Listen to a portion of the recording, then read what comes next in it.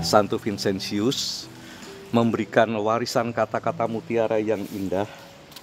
Justru dalam keadaan sakit, dalam keadaan penderitaan itulah iman dapat semakin dihayati secara mengagumkan, pengharapan bersinar secara cemerlang, sikap pasrah dan kasih kepada Allah, serta semua keutamaan mendapatkan kesempatan yang sangat luas untuk dipraktekkan.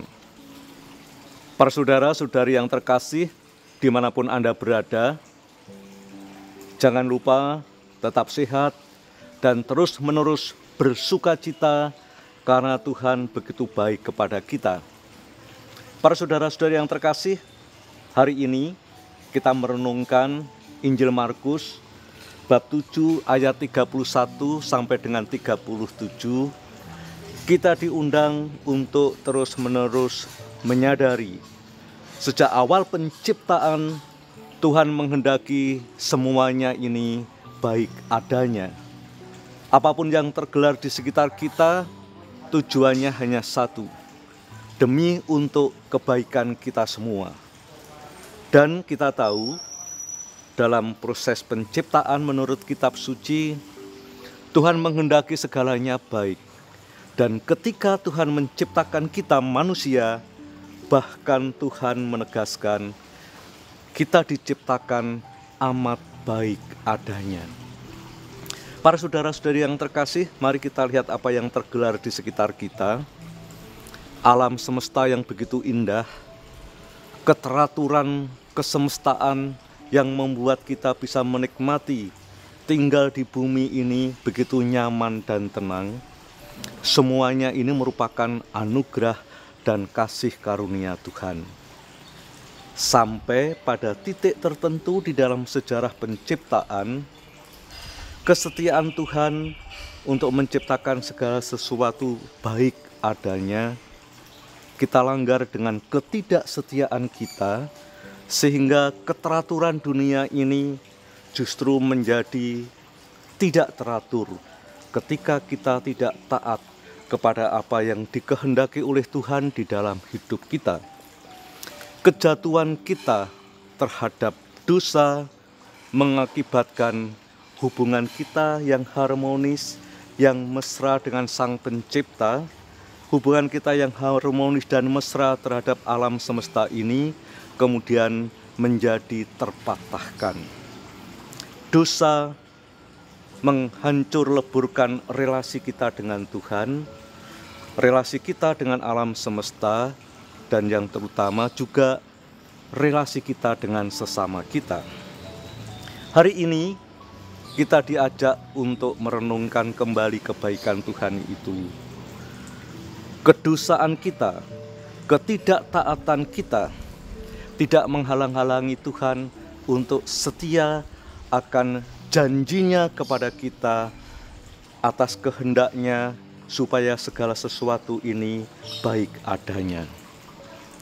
Tuhan menyembuhkan orang yang bisu dan tuli. Tuhan menghendaki seluruh diri dan hidup kita ini tidak ada halangan apapun untuk bisa mendengarkan kebaikan Tuhan dan berbicara akan kebaikan Tuhan yang sudah dihadirkan di dalam hidup kita.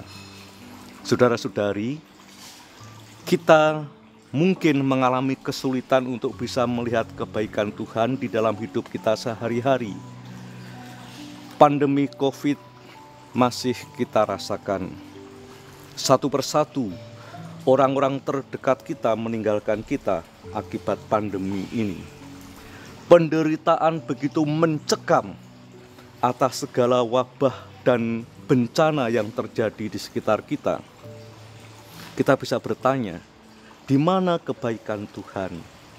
Di mana kehendak Tuhan yang selalu baik adanya itu?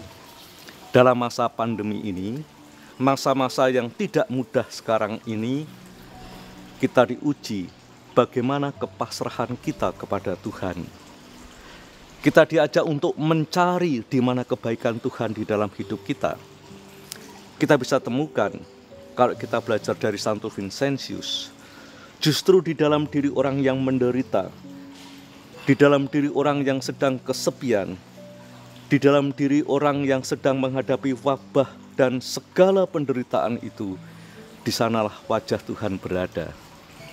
Justru ketika kita menghadapi situasi yang paling sulit, kita diundang untuk bisa memancarkan kebaikan Tuhan itu.